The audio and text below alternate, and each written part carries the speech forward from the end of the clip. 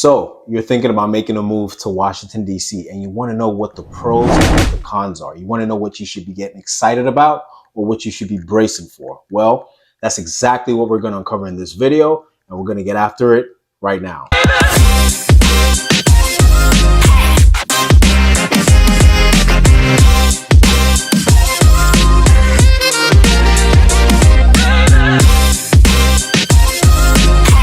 If this is your first time to the channel and you want to know every single thing there is about living in the Washington, D.C. metro area, you've come to the right place. Feel free to subscribe below. My name is Bashir, and our team, we get calls and emails every single day from people just like you looking to make a move to the Washington, D.C. metro area.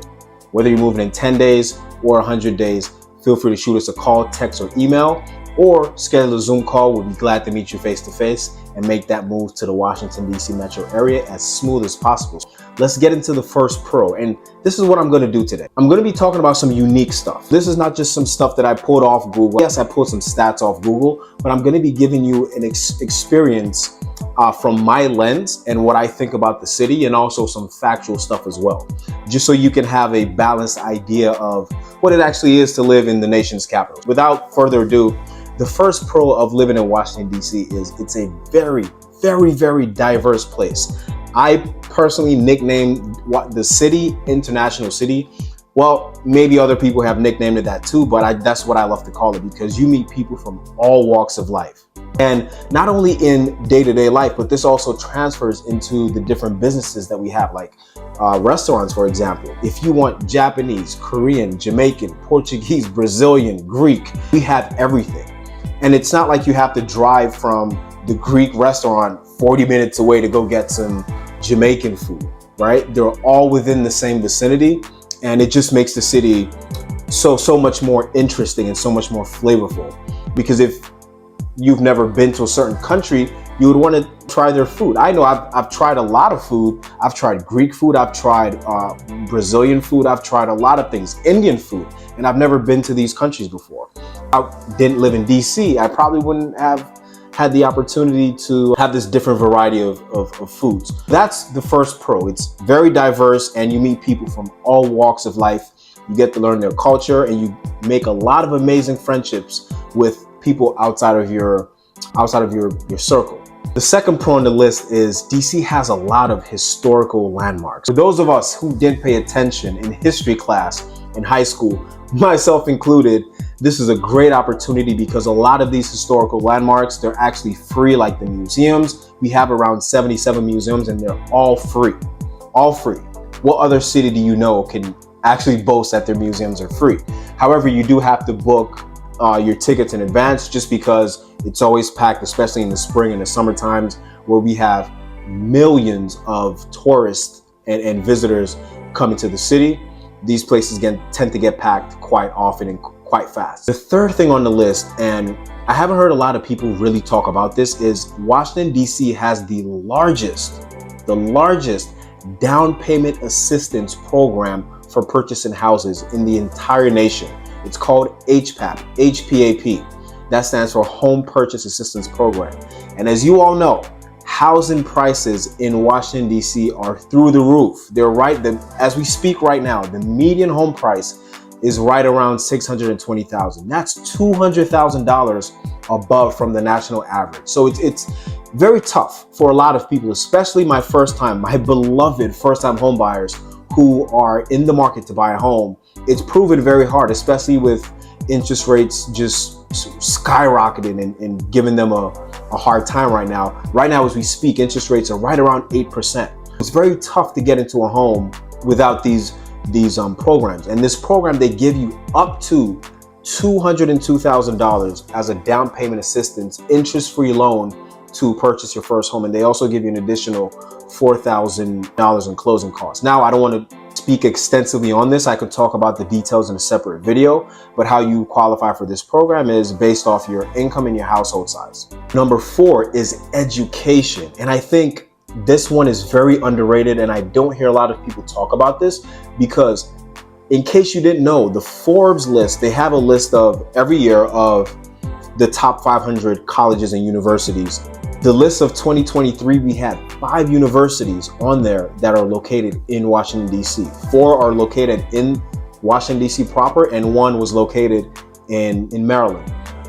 Georgetown University, they came in at number 20. University of Maryland College Park, which is just 20 minutes outside of DC, they came in at number 34. George Washington University, they came in at number 77. American University, they came in at 135. And last but not least, the only HBCU in Washington, DC, Howard University, they came in at number 383. So if you're looking to attend school in DC, or if you're looking to send your kids to college, specifically in Washington, DC, you have 5 great options to choose from to get that stellar education. And the last one on the list, number 5, is job opportunities. Now, when you talk about jobs and DC, everyone automatically thinks politics and lobbyists and government. And yes, while there's a plethora of opportunities in those industries, we also have a lot of other industries. For example, healthcare. There are a lot of jobs. As a matter of fact, we have a lot of major hospitals in Washington, D.C. We have the Washington Hospital Center. They have different locations spread throughout the city. They have some of the top physicians and surgeons, and not to mention Amazon. They just opened up their headquarters in Arlington, Virginia, which is literally, depending on what part of DC you're at, it can be 10 or 15 minutes outside of DC. And they're projecting that they're going to be investing $2 billion into the city, along with 25,000 jobs. That's a whole lot of jobs for people, and that's going to do a lot of great things for the city. So when we talk about jobs, Washington, D.C. is not only limited to lobbyists and politics and all that stuff, like you've probably heard or, probably watched in the movies. Now let's shift gears and let's talk about the cons. Now, probably already guessed, the first con on this list is, of course, the cost of living. It is super expensive, or it has become, or it's been super expensive for the past decade to live in Washington, D.C. The average home price, the median home price right now is, I mentioned earlier, $620,000, which is $200,000 above the national average. And you know how in most states, for example, let's use Dallas, Texas, for example. If you were in Dallas, Dallas is also becoming pretty expensive. You can drive 40 minutes outside the city and there are cheaper options. That's really not the case in Washington, D.C.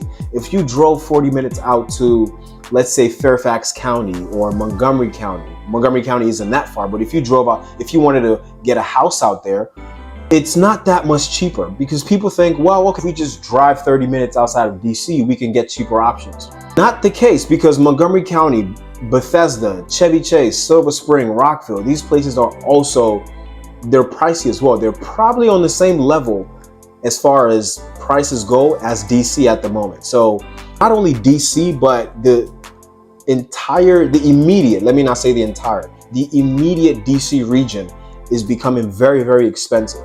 Number 2 on the list, we have very competitive. DC is a very competitive place when it comes to the housing market for home buyers, when it comes to the job market. What you have to understand is DC is very small.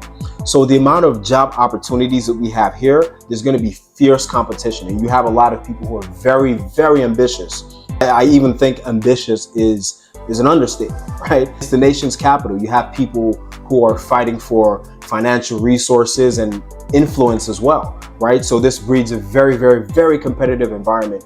So that's one thing to keep in mind if you were looking to hop into the job market in DC. Number 3 on the list, income inequality.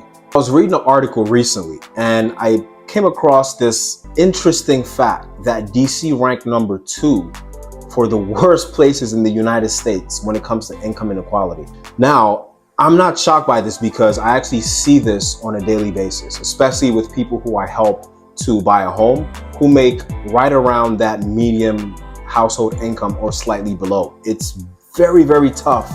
And I just have to be real with a lot of people. If in DC, if you're not making a certain amount, it's going to be very, very tough to afford to buy a home in the city.